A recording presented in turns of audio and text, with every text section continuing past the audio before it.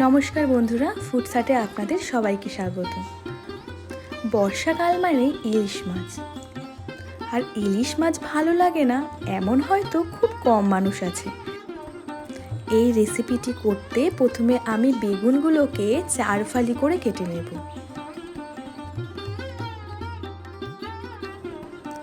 আমার বেগুনগুলো কাটা হয়ে গেছে। এরপর আমি বেগুনগুলো কিন্তু খুব ভালো করে ধুয়ে নেব।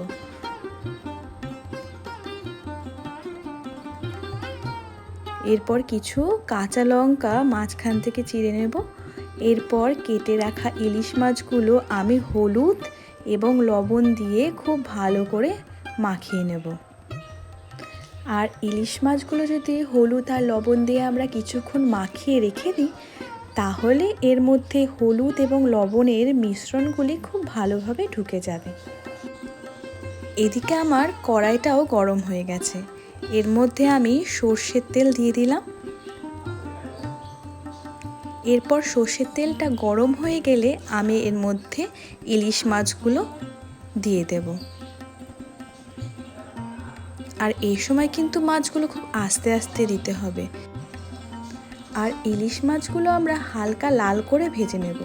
ইলিশ মাছ কিন্তু খুব বেশি ভাজলে হবে না, কারণ খুব যদি বেশি ভাজি তাহলে ইলিশ মাছের টেস্টটা অতটা পাওয়া যাবে না। এরপর কেটে রাখা বেগুনগুলো আমি লবণ আর হলুদ দিয়ে মাখিয়ে নিয়ে গরম তেলের মধ্যে আস্তে করে সেগুলো ভেজে নেব।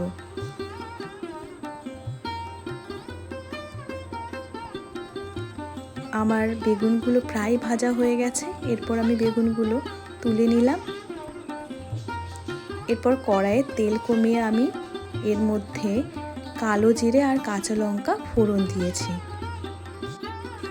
এদিকে আমি একটি বাটির মধ্যে সামান্য জলের মধ্যে হলুদ গুলিয়ে নিয়ে আমি হলুদ গোলানো জলটা কড়াইয়ের মধ্যে দিয়ে দেব। আর এরপর হলুদের মিশ্রণটা আমি কিন্তু খুব ভালো করে নাড়ব। আর এর মধ্যে সামান্য লবণ দিয়ে ভেজে রাখা বেগুনগুলো আমি এর মধ্যে দিয়ে দেব।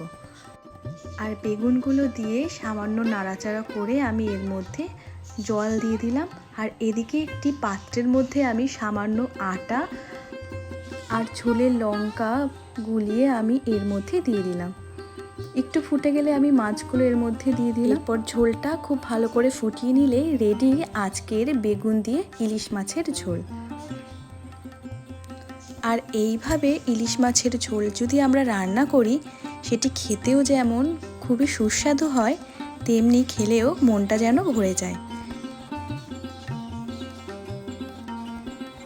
যদি ইলিশ মাছের এই রেসিপিটি আপনাদের ভালো লেগে থাকে, তাহলে অবশ্যই আমার চ্যানেলটিকে সাবস্ক্রাইব করতে একদম ভুলবেন না। আর তার সাথে লাইক এবং শেয়ার করতে যেন একদম ভুলবেন না। তবে আজ এই পর্যন্ত। দেখা হচ্ছে আবার অন্য একটি রেসিপি নিয়ে। ততক্ষণ ভালো থাকুন, সুস্থ থাকুন। নমস্কার।